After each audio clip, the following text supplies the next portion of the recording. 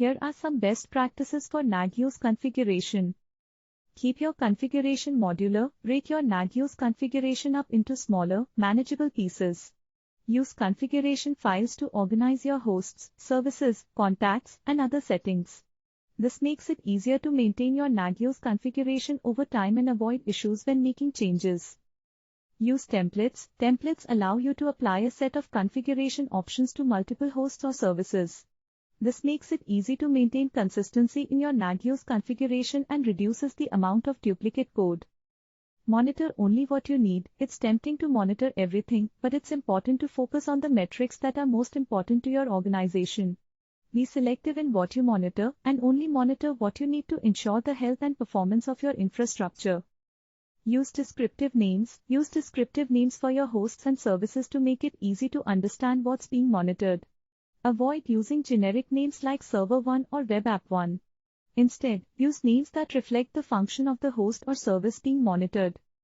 Test your configuration. Test your Nagios configuration thoroughly before putting it into production.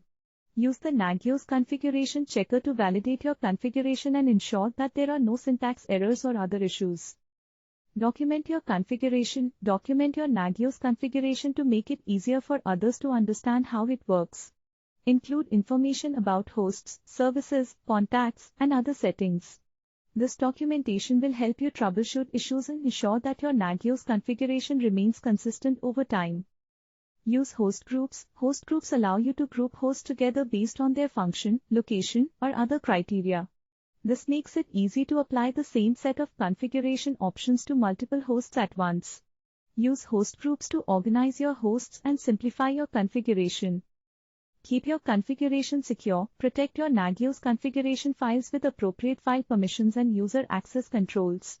Avoid using default passwords and encrypt sensitive data like email credentials or API keys. Monitor your monitoring system. Monitor your Nagios installation itself to ensure that it's functioning properly. Use the Nagios self-monitoring feature to monitor the health of the Nagios process and alert you if it stops running. Monitor business services. Instead of just monitoring individual servers or applications, consider monitoring the business services that your infrastructure supports.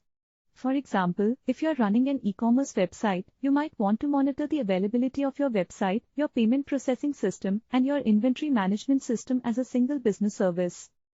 Use performance data. Nagios can collect performance data about your hosts and services, which can be used for graphing and trend analysis. Be sure to enable performance data collection for important metrics, and use a tool like Graphite or Grafana to create graphs and dashboards. With a well-configured and well-maintained Nagios installation, you can stay on top of issues and ensure that your infrastructure is running smoothly. By following these best practices, you can maintain a clean and organized Nagios configuration that accurately reflects the health and performance of your infrastructure. A well-configured Nagios installation will provide valuable insights into the health of your infrastructure and help you identify and resolve issues quickly.